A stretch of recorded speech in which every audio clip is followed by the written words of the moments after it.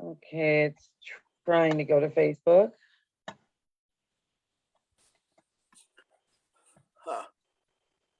This is being done through Facebook, I gather then. Both. It's actually, yeah, it's on, it's Zoom. just a heads up, we're live now, everybody. Yep. Okay. And I've admitted everybody who's in the waiting room.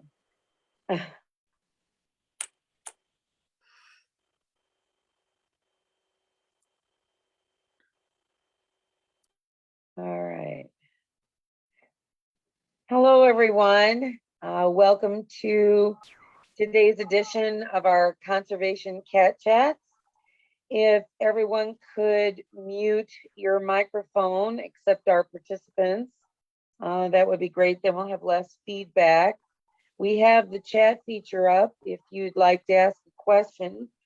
I think, Ashleigh, if you would like to put the BWCDO's website in the chat, that'd be great. I have it pulled up.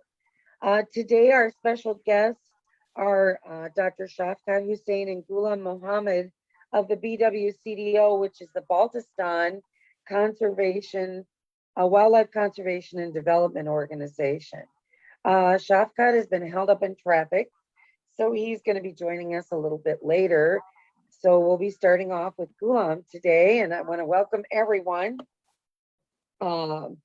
Looks like we have a pretty good connection. For Ghulam, I think it's nighttime, pretty late in the evening.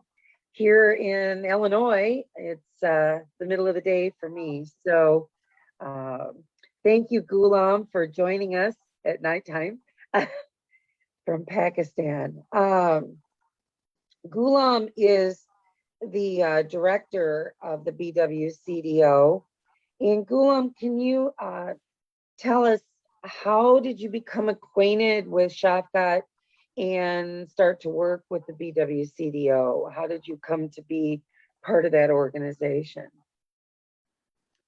First of all, I would like to thank you all, especially Dr. Rodney Jackson, Ashleigh, and Sean. So you just organized this such a wonderful event to explore our work. So basically, BWCDO is working in Baltistan in 19 valleys of different parts of Baltistan. So how I just connected with Dr. Shafqat. So it's a long history. So in 1999, so Dr. Shafqat Hussain started livestock insurance, first time in the world and first time in Pakistan, in a small village which called Skoyo village. So that time, so there were like 25 to 30 households. So as a pilot project, he started. Then he just asked me to join. So as a volunteer, I worked with Dr. Shafqat in Skoyo village that time. So with 25 households, so we looked how this insurance scheme work. So later on in 2006, so Dr. Shafqat Hussain won the Rolex Award. Before this award, so Dr. Rodney Jackson supported us like a small grant with 600,000 Pakistani rupees in a remote areas, like which called is Basha Valley. So in Basha Valley, there were no conservation. People used to hunt ibex openly, so it's kind of their daily diet. So they feel like to kill an ibex, it's not issue for them. It's they were thinking it's God gifted. So in 2005, we just through Dr. Rodney's fund, so we introduced this that time we introduced like 4 corrals in Basha Valley. So in 2006, when you started, then there was no conservation at all in your area before the BWCDO. Yeah, there were in fact there were IUCN started this trophy hunting program in Baltistan. But regarding the snow leopard, there were no such like livestock insurance, no other programs. So BWCDO started with the support of Snow Leopard Conservancy in Basha Valley. So when we went to Basha Valley, so we just told them So we are going to start such programs. So people were reluctant to start such programs.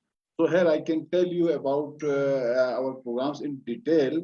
So basically, and I also can share this screen. It's sharing or not? I don't know. Yes, it's sharing great. Okay, I it's, can you see are it looking. perfectly. Okay.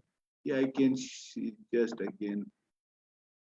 On the Not map there, Ghulam, where is Baltistan? As we look at Pakistan on the map, Yeah, I can. where is Baltistan? Is it in the northern part? Yeah, I can tell you. Yeah, just I'm sharing from beginning.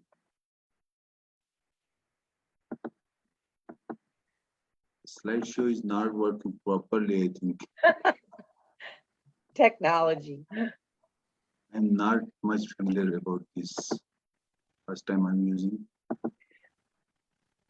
Well, that's okay. We can see your slides Okay, yeah, really well.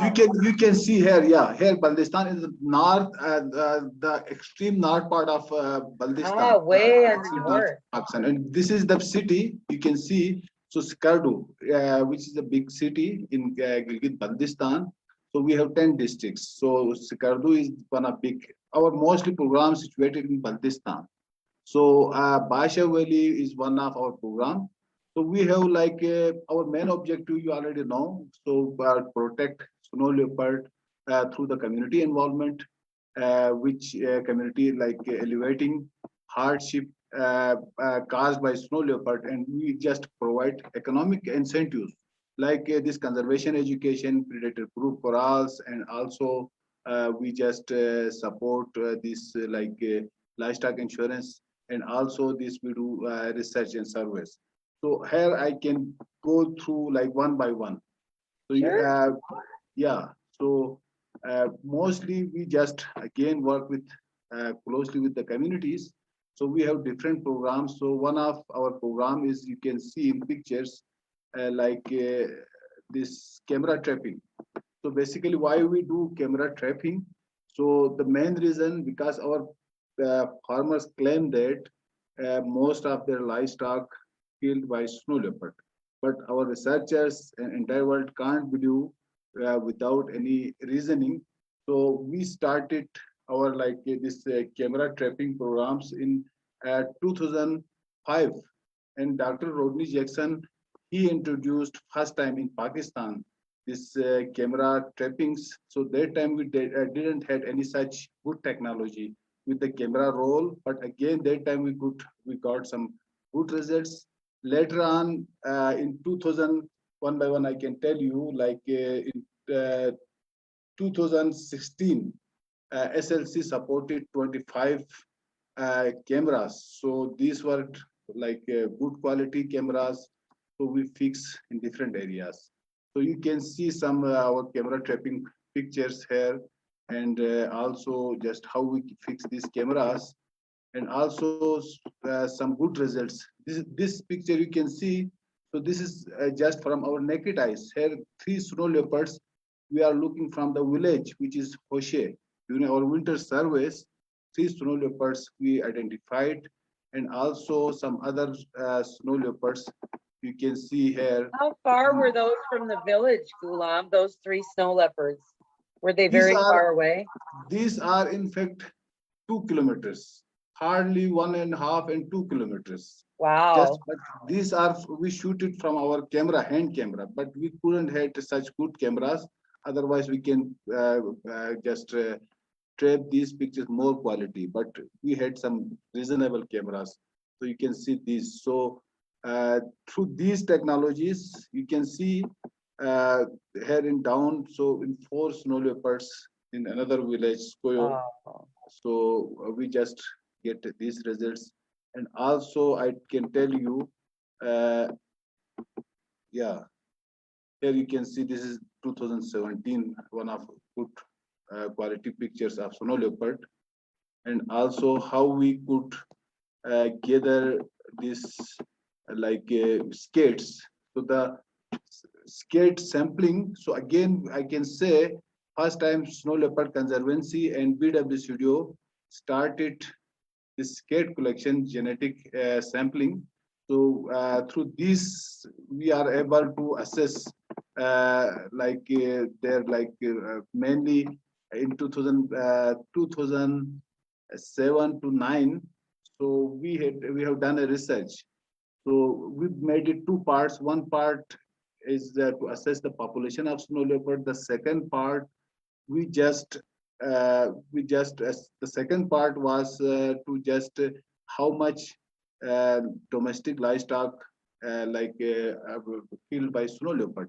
Through this European Wildlife Journal, we published a research paper, and one of co-authors is Dr. Rodney Jackson. So through this research, we got 70% of this snow leopard's diet comes from domestic livestock. So this Wow. was the main reason, because most people say no, snow leopard don't kill their animals. So in fact, through this research, we just explored snow leopard killed like 60 to 70% of his Wow. diet come from domestic livestock. So sometimes our farmers become angry and they just retaliate. So this is the reason why we just do this research. One main thing is to assess the population of snow leopard, and the second thing to bring the problems of our farmers to the our researchers and our donors. So one of reason is that of this survey. And again, here you can see through this survey. So through our program is very small. In Pakistan, about in Baltistan, we are supporting about 40 to 50 snow leopards in different valleys. So through this research, we are able to collect 49. So out of 49 snow leopards, so we able to just individuals 19, 9 male and 10 female snow leopards. So this was good result from this side. And our second, and again, I will tell you about the COVID situation. Does this COVID affect our this research and surveys? So I can say that we are following this survey things. It's not affected. So basically, we are following this SOPs. We are keeping social distancing. There is no such crowd. We are not just involving mostly the community, but their volunteers and their people we involve who just do survey. And our second component is, I can tell you about predator-proof corrals. Why we construct predator-proof corrals? Basically, again, I can tell you, BWCDO work with closely with the communities, with the financial support of Snow Leopard Conservancy. Our people used to keep their livestock in open pens. So sometimes snow leopard, wolf, they enter in the corrals, and snow leopard when entered, so it killed all animals. It's kind of mass killing. So to avoid such incident, so we introduce some good corrals, covered by mesh wire. You can see here to just protect their livestock. So far, BWCDO again constructed 60 corrals till now from different donors. Mainly our donor is Snow Leopard Conservancy, and with Snow Leopard Conservancy and other NABU and USID, so we are able to construct some good corrals, and these corrals are very sustainable. You can see here. And, are those like community corrals where several herders will bring their sheep and goats at night? yes, Okay. yes. Basically, here you can see this is a common collective common corral. This is the same place, and down one is again same place. You can see both. This nala is here. You can see, and this is also same place. So community, this is collective corrals. Whole community close their livestock inside there. So during night time, they don't need to care about their livestock. They don't need to just protect because it's already when they enter, so they are safe. Otherwise, they sometimes they need to just protect during nighttime guarding. It's very difficult, and sometimes Yeah. lynx, wolf, so it kills many animals. Even we have seen in 2018 in one corral 56 animals killed by snow leopard. So Wow, that's a lot. then the people came to the government So again, government asked and government requested us, so we just constructed a corral in the community. So these are very important because if we don't support, definitely the community we have seen in old ages, even Dr. Rodney Jackson is again witness in Hoshea. There was a like snow leopard in a like a corral, local corral. So the community was very friendly. So they opened, they just released the snow leopard. Otherwise, in some areas there is no such conservation. So that time they killed. It's a big loss for this conservation. So why we construct these corrals? So to protect snow leopard from local like community when it attacks. There is another corral you can see, and also I can show you some.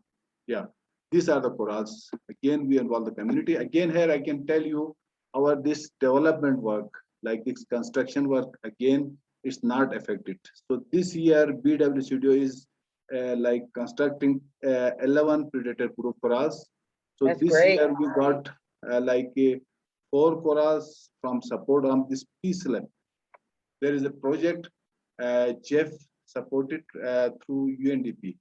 So in two valleys we are implementing this project. Again, we are making quality in Pakistan. Even I can say in the world, BWCDO again the corals which we construct. These corals are very sustainable and very like quality, and mostly we can see here the wood.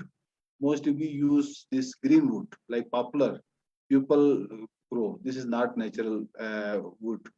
And even you can see in this example, every year the community cut their trees, their fence, and every year they have to construct. But when we constructed these corals, these are one time, so it's kind of they are like saving their resources. So Great.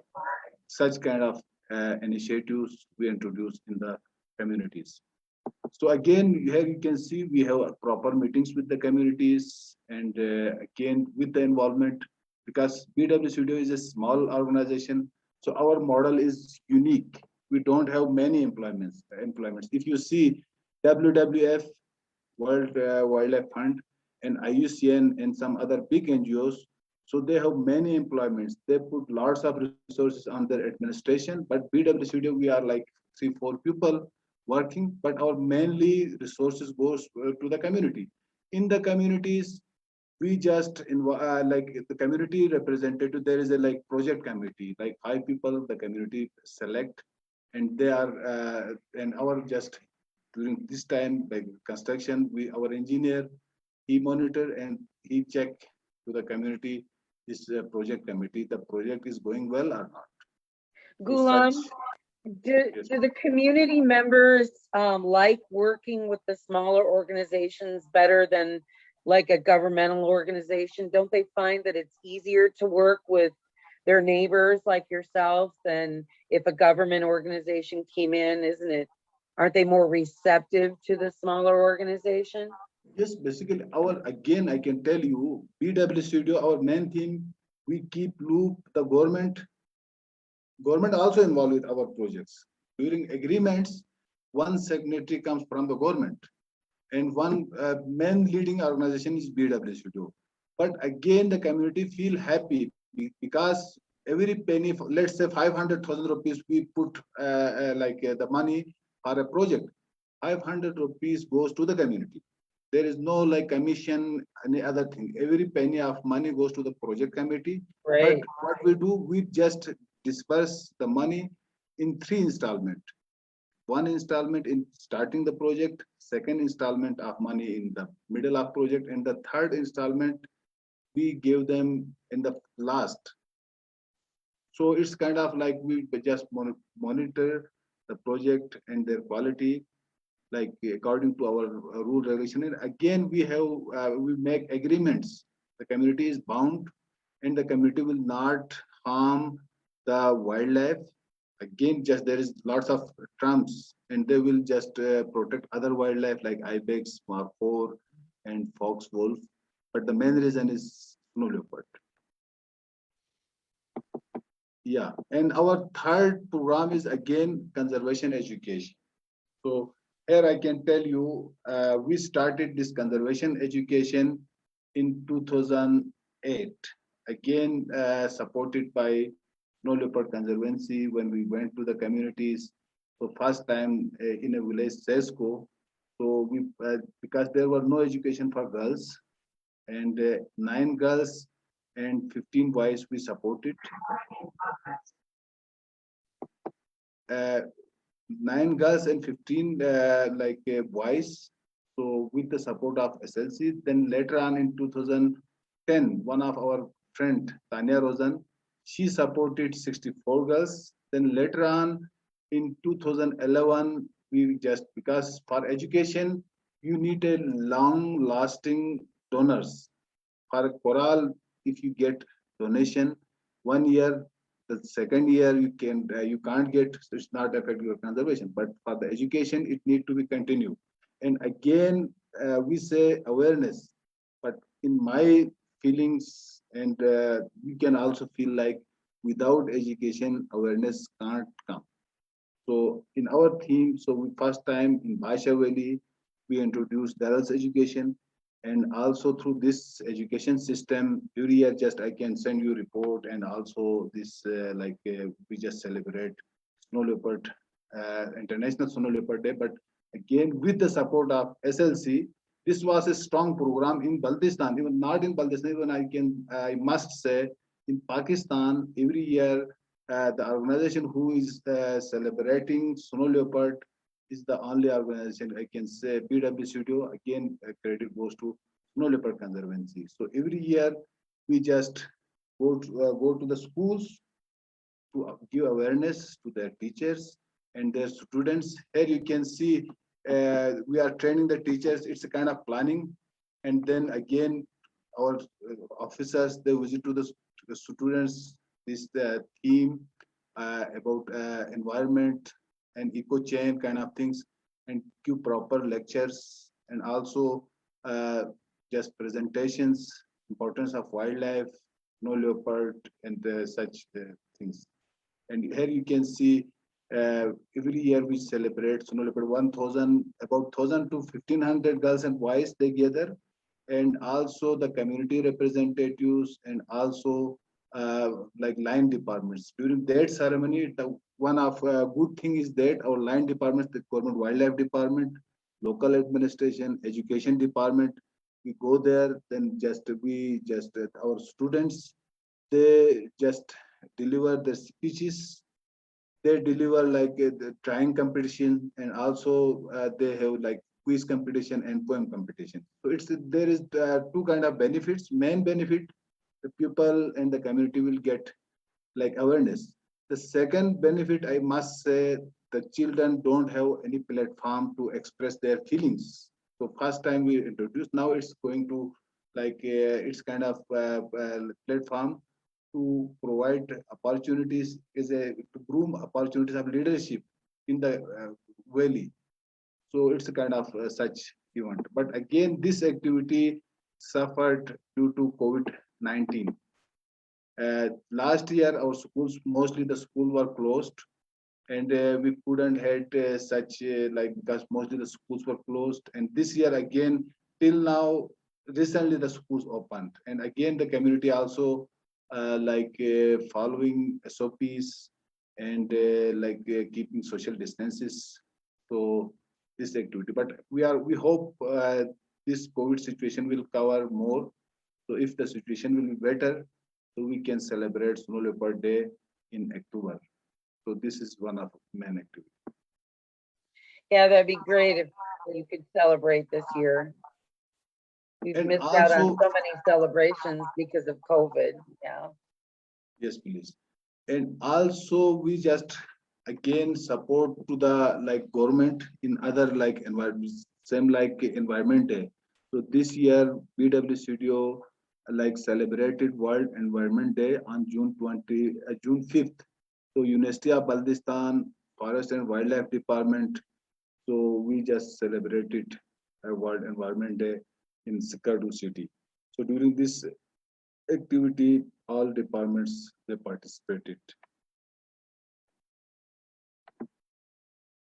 And again, the fourth and main component of BWCDO is like livestock insurance.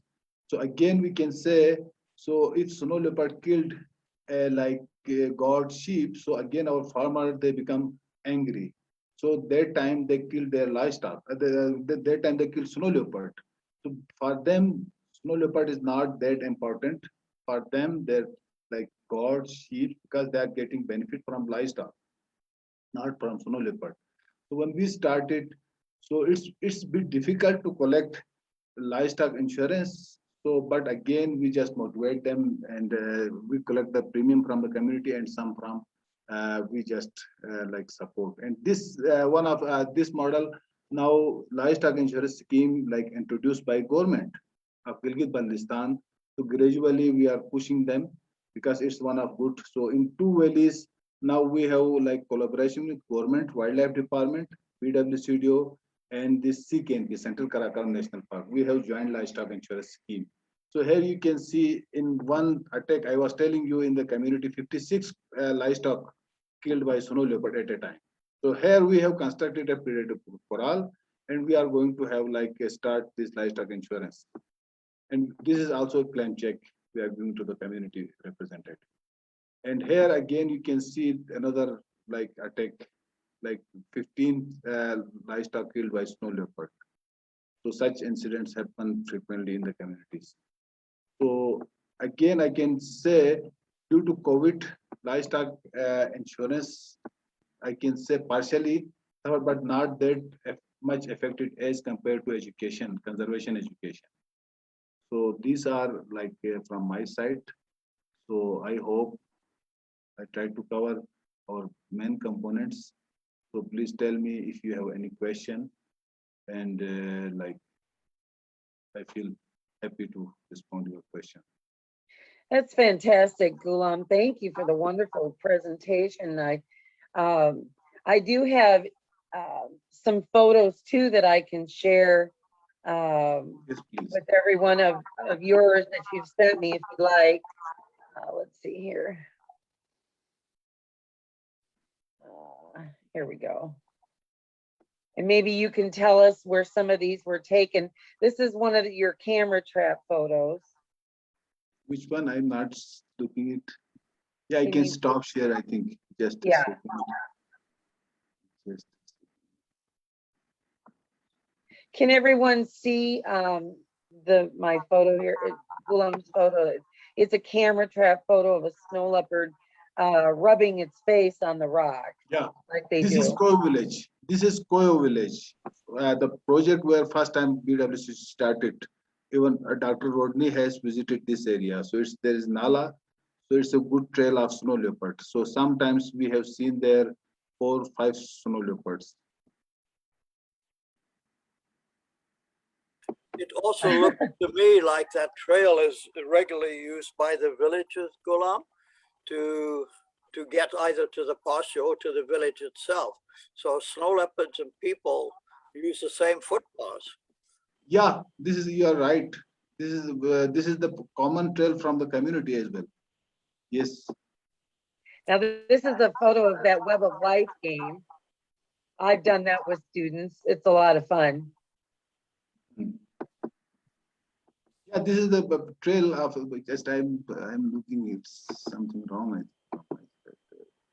Can you? This is more education, environmental education.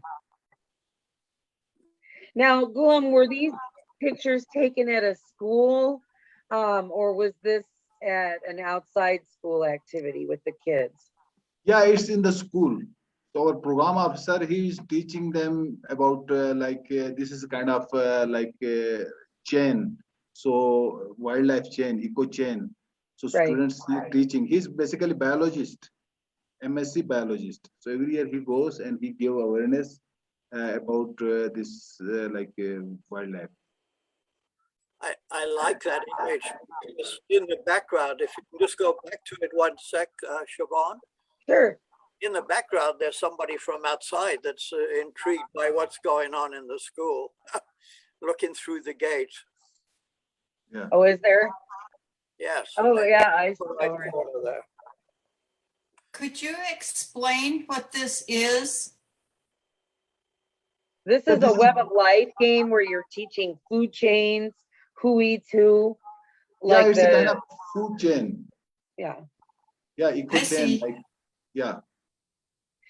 I've done this with school children at zoos in education programs where they each have a card with an animal on it, and Yeah, then wildlife, and it marmots. shows how So what it's animal eats yeah, which animal.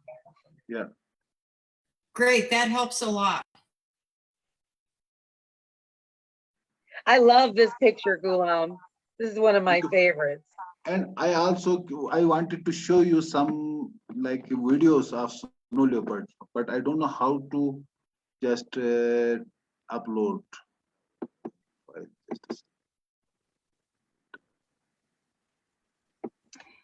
How to share a file from my file folder. Ghulam, how you would do it is you would pull up the file and then share your screen and select that video, and you'll have to select the audio on it. Just a second, I can.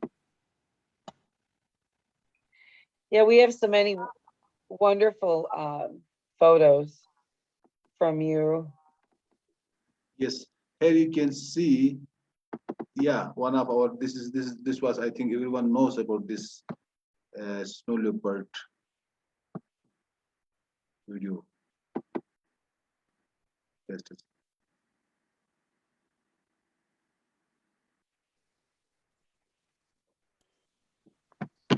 It might be difficult. There might not be enough bandwidth to play one of these videos. I'm not sure. Yeah. Large. You might actually have to select, it might have popped up in a new window, and you might have to share that.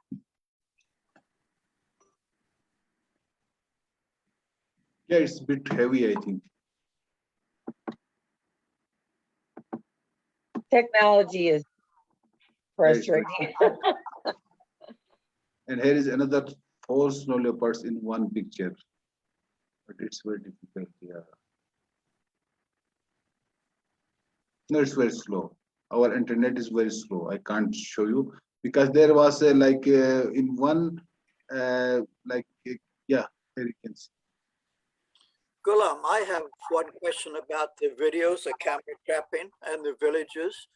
Do they help you set up the camera traps, and what do they think of camera trapping? Do they see It's it very, as something interesting and valuable, or something that is not really in their normal lives? it's very valuable. Basically, when we show them snow leopards, even they don't know because it's very difficult to show them what kind of animals, because even the school children and the community. So when we get the snow leopard pictures, so definitely they feel happy because where the conservation is going on, so they feel honored. So even it's good to explore, because sometimes last year, one of our another video. Sorry, hello. Oh yes, I shared this one. Okay, everybody. Yeah. Here we go. Yeah, so one of these video like published in Voice of America and some other famous newspapers. So it's good to explore the area, because mostly people don't know either here is snow leopard or not. When we fix the cameras, there is two again. It's one main thing for us, for our own thing, to assess the snow leopard population. There is snow leopard is snow leopard is there in snow leopard or not.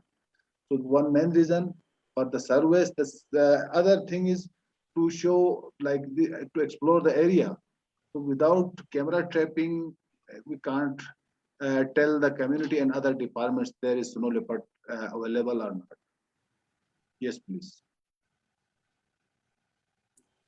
Ashley, did you want to share the video from your computer? I just did this one. Let me see if I have the other one. Ghulam, can you stop sharing your screen, and that way we can see Ashley's? That was mine. Yeah, Shavaun, I can play it one more time. Oh no, there we go. Yeah, you have.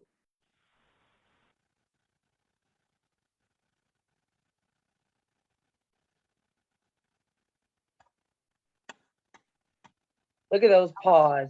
So smelling who else was here. Rubbing and spraying. Leaving their message.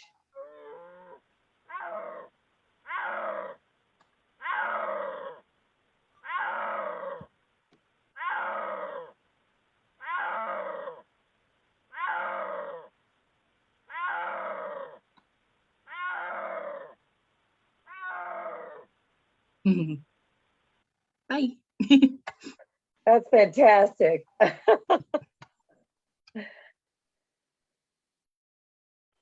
That's amazing, Ghulam.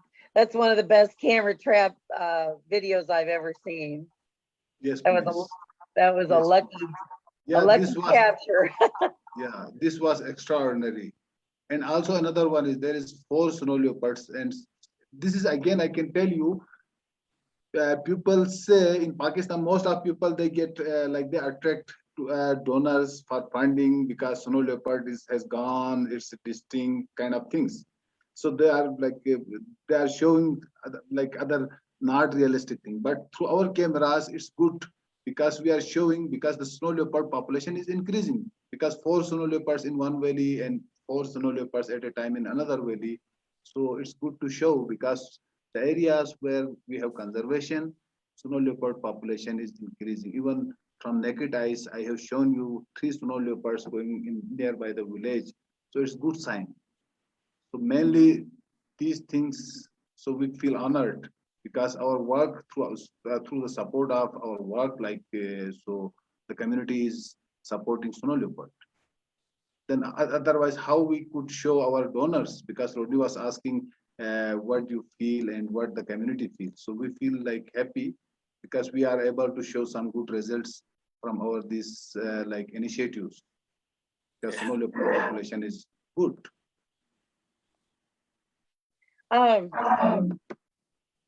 What's it like, Ghulam, from your perspective, working with organizations like the Conservancy? Is it a good relationship, or what could we do better to help you better from your perspective? Yeah, basically BWCDO have only the support from Snow Leopard Conservancy.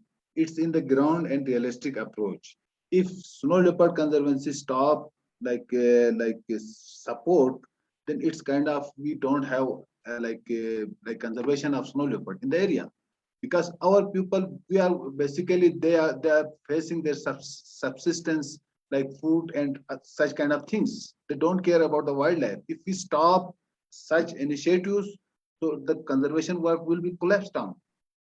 Now it's since long we are working. Now the community is also getting like benefits from this trophy hunting, and also like it's kind of interlinked. Tourists come, they hunt an ibex, and also this trophy hunting money goes support little bit for this conservation. But again, they can't support fully. So this such kind of livestock insurance again, and also education because our people they don't have like support. Even people they can't buy their stationery and their uniform for their children. So through such small initiatives, bring good impact to conserve the snow leopard. So we believe that through the such support, because SLC support with the BWCDO goes to grassroots level. Sometimes big grants are not effective if you compare to small grants because SLC are supporting small grants every year to the BWCDO, but some other organizations have mega grants. But the money in the grassroots level, there is nothing happen. Even Dr. Rodney Jackson can tell better because there is another initiative, big program in Pakistan. But again, I must say they are also supporting because 2 valleys we are working with those organizations like in the Aldo Valley and Basha Valley. But I must say small grants are very effective if we just sincerely utilize these grants. Ghulam, I think we both agree, and Shafqat would agree that small grants and that target the community, that are really bottom up and involve their full participation in design and implementation and monitoring is the best way to go. What do the villages, what is their role in these programs? What do they bring to them in terms of support? Could you talk a bit about that? Yeah, basically the community, again, we must say, so from the community side, mostly during the meetings, for example, if you are going to construct a predator-proof corral, so from their side, they just volunteer work because all villages, they get together. So they construct support in the laboring, like unskilled labor. Skilled labor, we pay, but unskilled labor, the community also pay. And also they volunteer because the community bound all villages not to kill any wildlife. So this kind of support from them. And also their president, they're like these committee members, they also volunteer. And also just through their support, like basically these trophy hunting programs, they run. And all of the community also supporting for this conservation. Yeah, you got it, my point? Hi, Shafqat. Shafqat just entered the room. That's great. Yeah, Shafqat Saab can tell you better more his experience. If he is there, so he must explain. Hi, Shafqat. Would you like to unmute your microphone? I'd like to introduce to everyone, this is Shafqat Hussain. He was the founder of Project Snow Leopard, which is now the BWCDO, and he's also their board chair, and he's a professor of anthropology at Trinity College in Hartford, Connecticut. So Shafqat has a little bit different perspective on conservation from the anthropological point of view. And so we were hoping to hear from you today about your perspective about conservation. Oh, I also wanted to mention that Shafqat has a recently published book, The Snow Leopard and the Goat, Politics of Conservation in the Western Himalayas. It was published in December of 2019. Ah, and there's Rodney holding it up. I did have an opportunity to read some of it. Great, but it's very thought-provoking. So Shafqat, I know you're just jumping in here.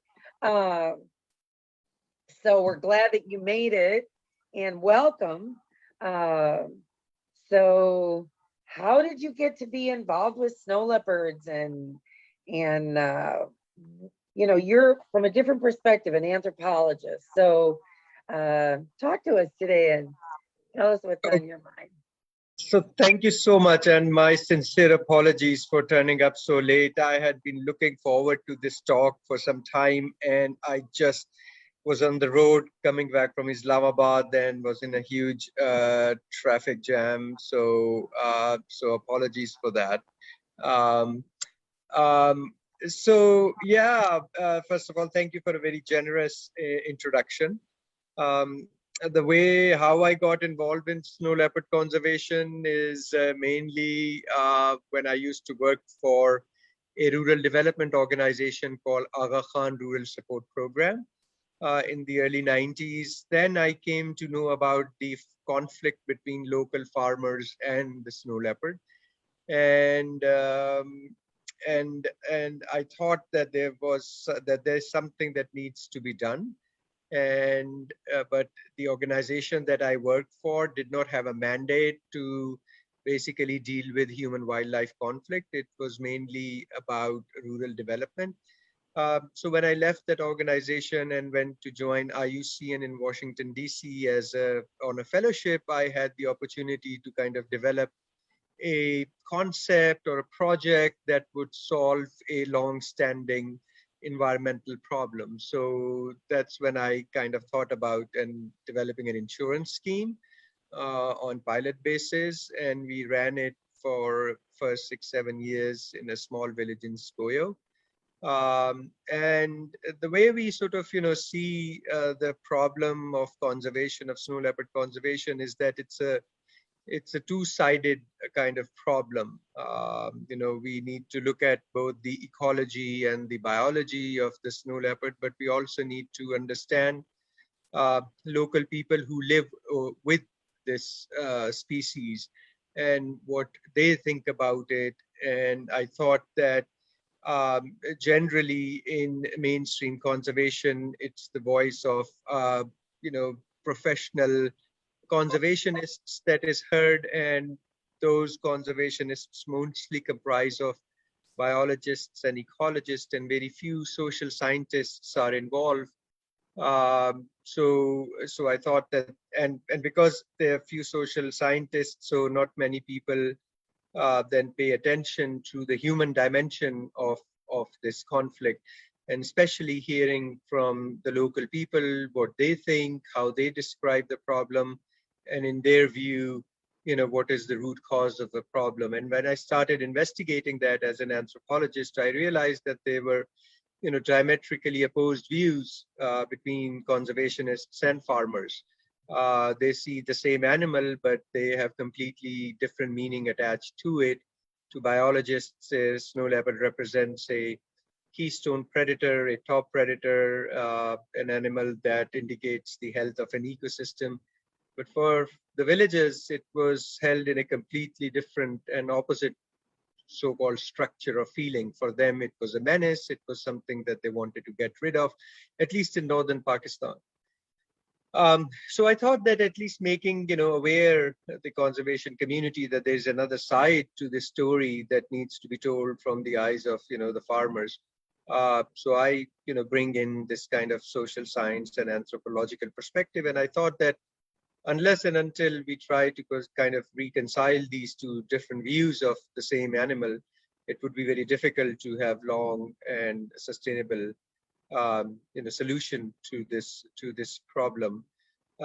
So we think that yes, there are problems that yes, we need to know the biology and the ecology of the cat and other biological parameters, but at the same time we also need to understand how conservation impacts local communities and how they see it, and it's a completely different set of issues that are brought to the fore when we focus on people and their needs, and those are issues of social justice, those are issues of economic vulnerability, and issues that are at least acknowledged by many conservation organizations but seldom addressed, at least holistically.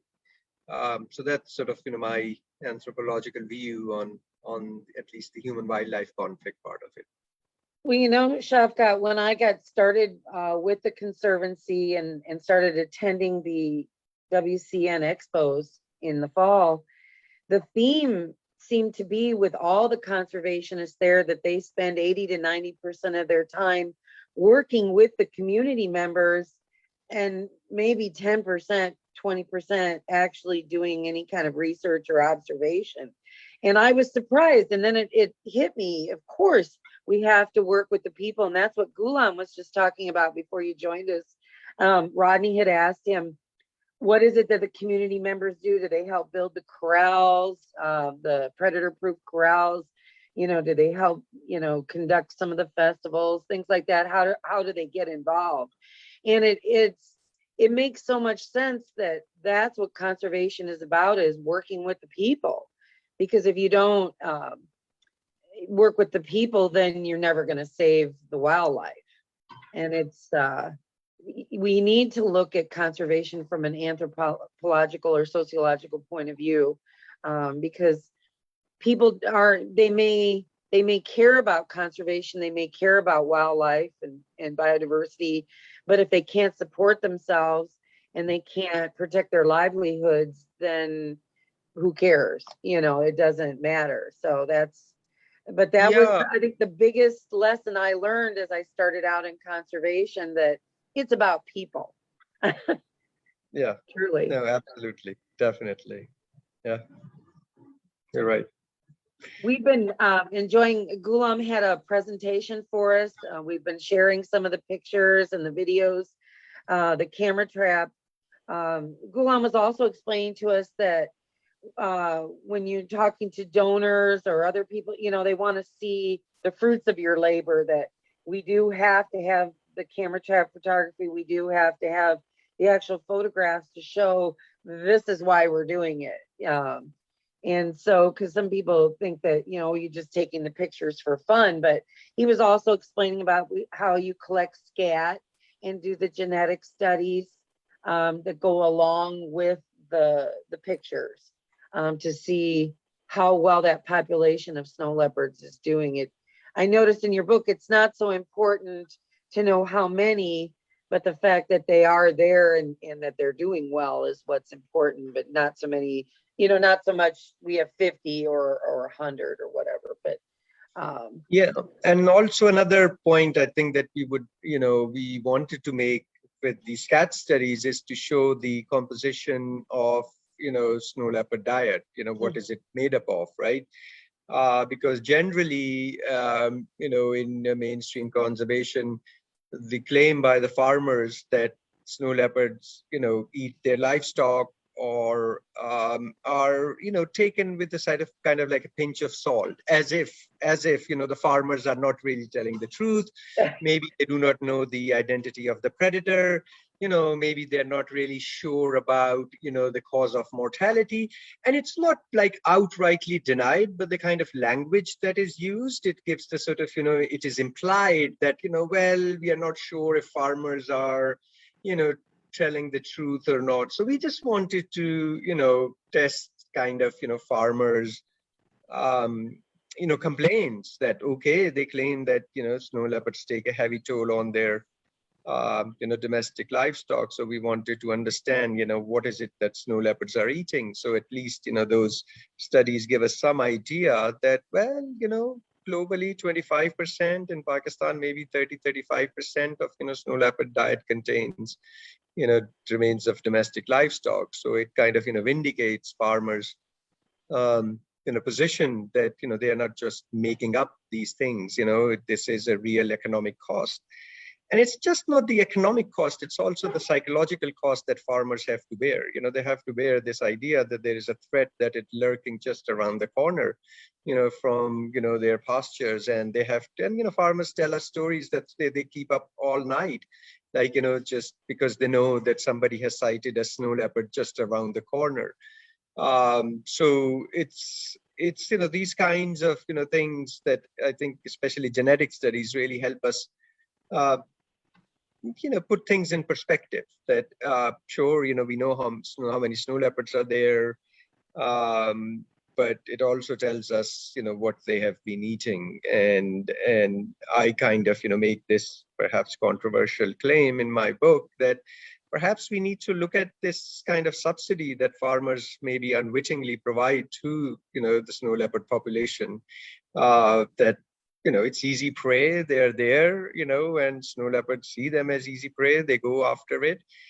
And yeah, I mean, then there are questions about whether or not farmers can be vigilant, and if it is even, you know, a good proposition, and how good it is, and how realistic it is to sort of expect, you know, 3 or 4 herders to look after a herd of 500 goats. And when goats behave like you know, snow leopards prey, they're not like sheep, you know, they go into small pockets here and there. And can farmers really keep an eye on them for each and every second, you know, of their grazing time? And is it really realistic to expect them to do so? Are we asking them, you know, their labor, which is kind of unaccounted for in some ways, which they have to spend on conservation? So there are all these questions about, you know, psychological cost, labor cost, emotional cost, that don't get it built into, you know, these economic models that we, you know, or theoretical, you know, assumptions that we make about how we can reduce, you know, this conflict, and you know, what are the costs and benefits that are involved in it. I think society today, we want to fence ourselves off from nature. We want to fence nature off from us, when in reality, I was reading in your book too, that, you know, we're all part of the landscape. Humans are part of nature. We're part of the natural landscape, and so are snow leopards, and so are wolves, and so are sheep. And It's more about learning to coexist together, using the landscape together rather than building a wall between the two of us, either a real wall or a symbolic wall.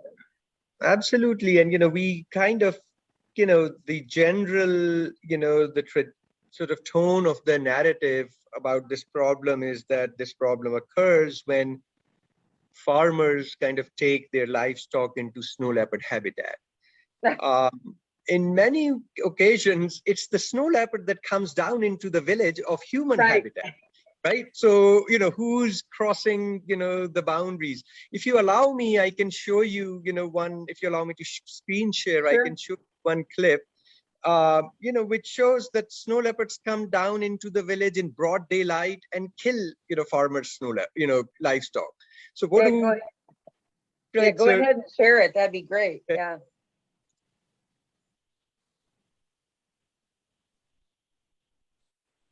Is it allowing you to share? Just a minute. Share screen. No, where did it go? I know that the technology is so much fun. We all find it challenging. Complicated, yeah. So this is a big challenge, which Shafqat is bringing up, is there are costs to farmers, costs to governments, costs to conservationists, and somehow we need to be working much more closely with everybody and coming up with a shared plan to share those costs more equitably. Exactly. Okay, so here it is. This is commentary in Urdu, but if you can see it.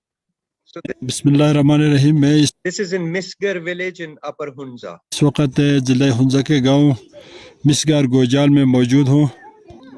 आज 28 फरवरी 2021 को मिसगार गांव में एक चीता ने हमला करके कई भेड़ बकरियों को शिकार किया।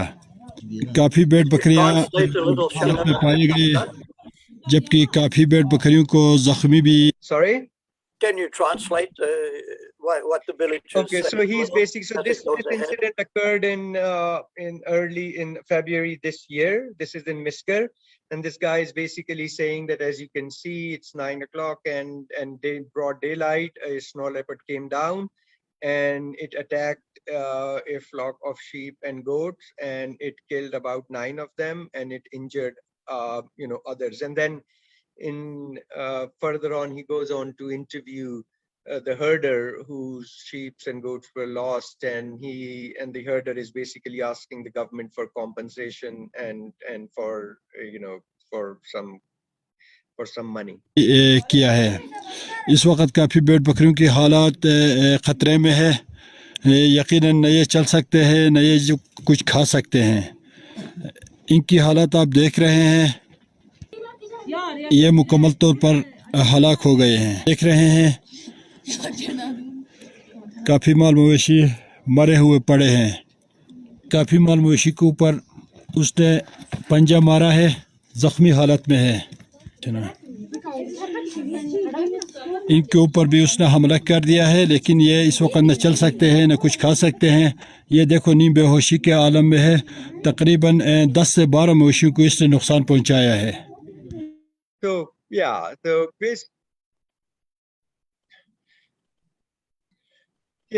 basically, so the point is that yes, a lot of predations happen when farmers take their livestock on high pastures and sort of so-called in the habitat of snow leopard, but snow leopards also come down and cross and into the village, right? And there are many incidences where they come and get trapped inside a corral, and then they engage in surplus killing, killing 30, 40, 50. I think a month earlier or maybe a month later, a similar incident happened in Shimshal, where they lost, I think, 54 or 55 goats. Mendi 56. In Mendi, previous year, same thing, 54, 55 goats got killed. So, so this idea that snow leopards are just, purely these, wild animals who just confine themselves, to the wilderness and don't like to hang out, human societies. At least we don't find this, completely true. And of course, when we look at this kind of incident, the general kind of, response is to understand, the identity of the predator. Was it an old male? Was it an old female who's unable to hunt? And, was it a young, that was just got separated from a mother trying to establish its territory? All those are legitimate questions. There is no, there's no question about it. Yes, we need to kind of, know all of these things. But then there's this other side of the story as well, right? Which this, villager is trying to narrate that, look, this is in broad daylight and it has come down into our village and we were just sitting here peacefully and then got attacked, right? So they feel kind of, under siege. So, what do we do with this? Can we just ignore these voices or can we try to address them and really try to understand, both the predator and its behavior from the context and from the point of view of the local, society, and not just, treat it as a, as an animal that is just worthy of, conservation. So it's, we have to kind of, socialize the existence of snow leopard and try to see, where does it really fit into the local context and the local economy and the local worldview. For them, they see it as something that comes down from the village and, destroys their livestock. Unfortunately, we can't have a conversation with the snow leopard where both parties sit down and talk to each other. So we kind of have to think on behalf of them and think on behalf of the people that are living with them and have a conversation together about what both sides need. That's so important. That's exactly, you hit the nail on the head. And that's why I say try to sort of say in my book that the real conflict is not between the farmers and the snow leopard, but rather two groups of people over snow leopard, that what is the right place of snow leopard and right place of society, and what is the correct kind of, relationship. That's the real crux of the matter. And that can be applied for all predatorial or exactly. species across our planet. Here in the Midwest, in Illinois, we deal with coyotes, and people see them as a nuisance. And I keep, preaching, well, I have horses out here in my yard, and I have to put up a fence to keep the coyotes out, and I have to be aware of it, and not, they live there too. They have as much right to be out there. It's two communities living together of animal. Right. So that's great. Well, gosh, Ghulam and Shafqat, that's amazing. I'm sorry that you got held up in traffic, Shafqat, but I'm glad you finally got back to.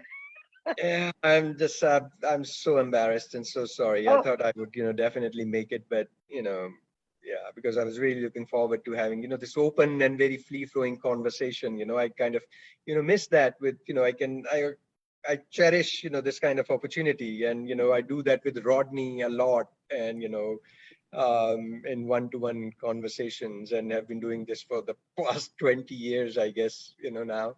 But having a broader audience and really, trying to, communicate the problem from both social sciences and acknowledge, the importance of, natural sciences and ecology, and have a holistic, solution. So I really, appreciate this opportunity to do so.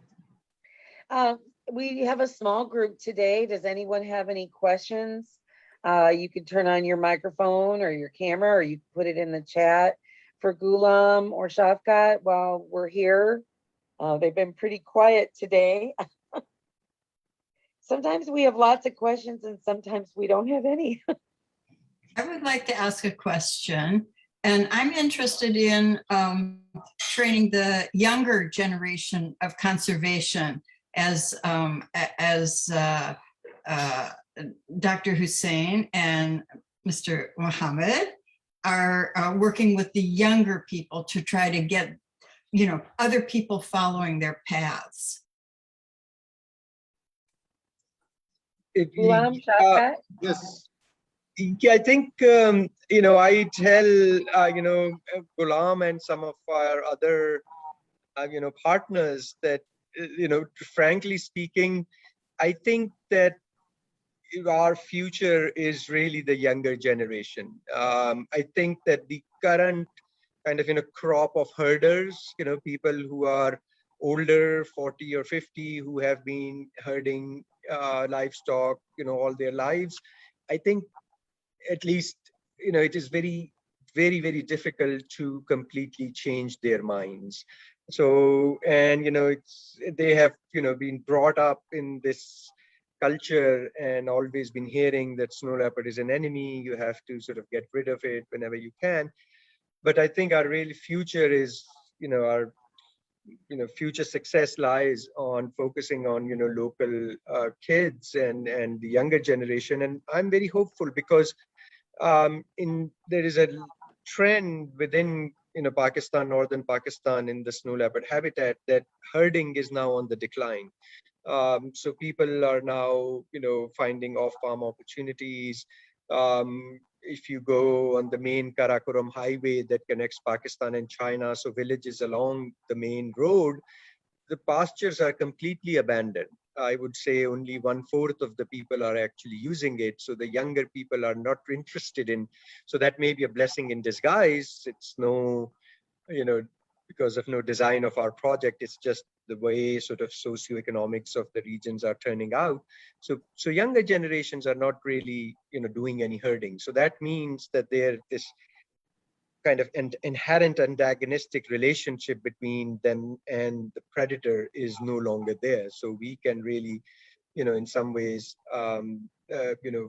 focus on projecting the image of wildlife conservation and projecting the aim of wildlife conservation on them, with much success. So then we have a conservation education program that both SLC is funding for some very long time.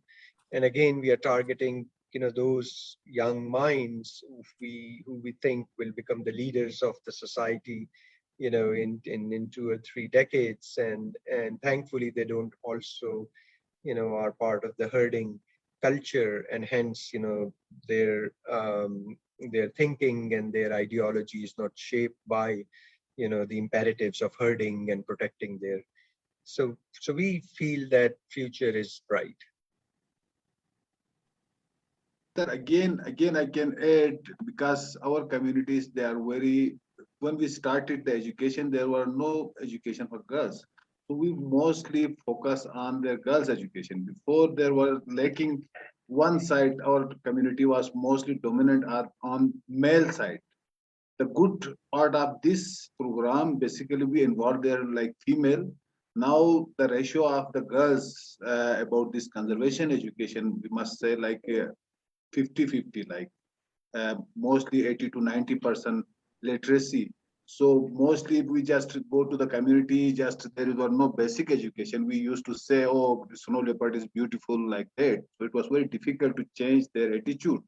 But when we started this program, like conservation education, we just every year we frequently started this snow leopard day. So not only their like young generation, through their young generation, their parents, line departments. So the like open illegal hunting, it's kind of now totally banned through these programs, because people feel guilt if they just kill ibex. So their young generation feel low if they have done a big, it's kind of sin. Before they used to openly kill wildlife. Now through these programs, so personally I can feel, if we in initial stages we just dumped the lots of money on them, so that was that didn't work. Now through this education program, I can say, so the community also supporting in their young generation. If we just support their young generation, in future definitely they will take over this conservation program. We have a message in the chat that says, I'm a filmmaker and researcher in India and very interested in the snow leopard conservation efforts. I'd like to connect and learn more. And with, I think, I know with the BWCDO, we put their information. Ashley, didn't you put their information in the chat? Can you also put ours in there too, so that this one of our participants can connect with both us and the BWCDO? I would just add, the other thing we can do is if this person emails us, we will put them in touch with NGOs and individuals that are working in India. So the conditions between the two countries do differ a lot. And we also know that, you know, there's some political constraints to sharing or being able to visit one another. Let's see. I think Ashley has put up a question. That's a great question. And so far, the answer is no, that, you know, all of these girls who have been educated through our, you know, partnership program, they have not, you know, joined, Ghulam can correct me, you know, you can say conservation organization or a conservation cause. But we would definitely, you know, love to see and perhaps also make an effort that we can recruit, you know, some of these girls who are educated, you know, through our programs and through our partnership program, that they can come and, you know, join us or other environmental, you know, organizations in the department. And Ghulam can also correct me if any one of them have been, you know, part of the environmental clubs that we have initiated in some of the valleys in Basha and Braldo. But I think that's a great question, as well as a kind of challenge that, you know, I think we really need to work on.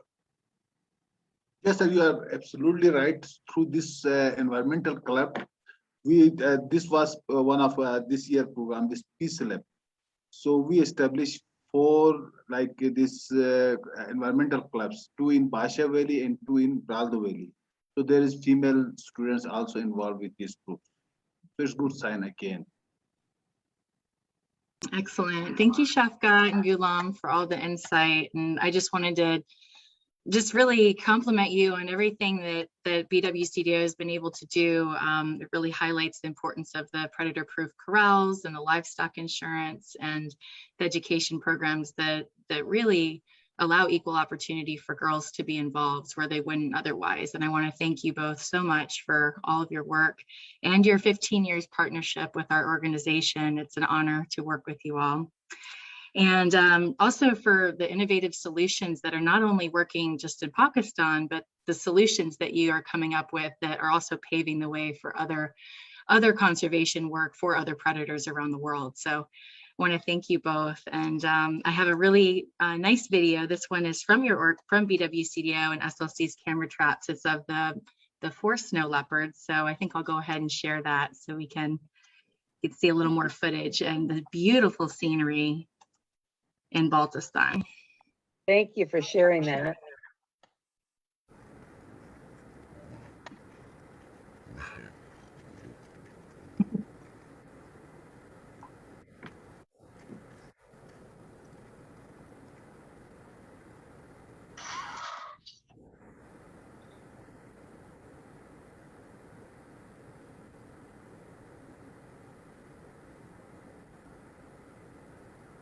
It's hard to tell which one's mom. I think that must have been Mom waiting for all of them to go by. Yeah, that's what I thought, exactly. You can see it's nearby the village. Another side is village. Oh, So okay. it's nearby village. Yes. Ashley, can you show that one again? That one is so great. I just love it. I have to watch it over and over. Yes, let me, it's short. So let me do it one more time, just a second. So Ghulam, you were saying that that's really close to the village, to town? You're muted, Ghulam. Sorry, I'm saying that it's nearby the village. It's not that Wow. far. Yeah, it's Yeah. mainly the roadside. Look at those tails. I just love it. Varpu, I share your sentiment. I love those tails. And it's also good sign that during daytime, so they are coming. because mostly people believe that snow leopard comes during night time. So this video is like daytime. That's daytime, yeah. Up and active. Thank you. Thank you both so Thanks, much. Ashleigh. Thank you, Yeah, Ashleigh. it's been so wonderful today to have both of you with us. Ghulam and Shafqat, your work is tremendous, and you're an inspiration to other conservation organizations, and your work is so important. People are sharing your programs, and it's very exciting to be able to talk to you. And I'm sorry it's late at night there, but it's great that we have this opportunity and this technology where we can talk to people from all around the world. And I know we all struggle with Zoom and Facebook, but it's so wonderful to be able to talk to you, and thank you so much for everything you're doing. And if anyone wants to get Shafqat's book, I think it's in the chat. Well, I'll also put it up on our Facebook page, how you can get it. I know I want to finish reading it. It was fascinating. And but I want to thank everyone today for participating, for being with us. I love doing these chats. It's just like sitting around a table having a cup of tea or coffee and sharing ideas. And so Great. but thank you all. Thank you, Rodney and Ashleigh, and everyone for coming today.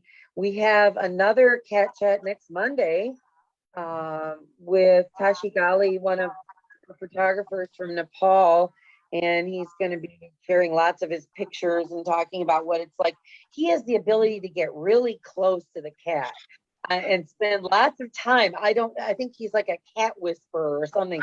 But he takes lots of wildlife photography, and of course he does camera trap, but he doesn't use a drone. He gets so close to these animals, and they just let him. He spends one day he spent hours and hours with a mother and her two cubs. And they just looked at each other. But it's amazing that's next Monday. But Ghulam and Shafqat, thank you so much for being with us today. And maybe we can do this again in a few months. It's Thank you so much. for all your hard work.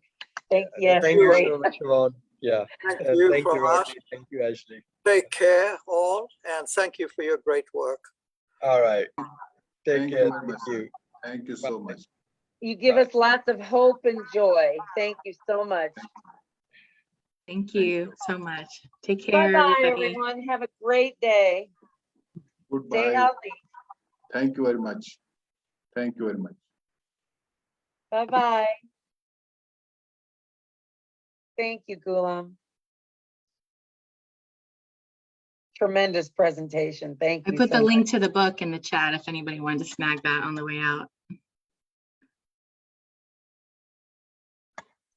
All right, guys. Have a great day. Thanks for your help, Ashleigh. It's so funny. I just now found how in the participants, I don't even know, it's up in the corner of each person's little picture. There's a little dot, dot, dot. And then I clicked on it and there were all the choices. So you and I must have a different version of Zoom or whatever. You take care. Bye. Bye, Good Varpu. job. See ya.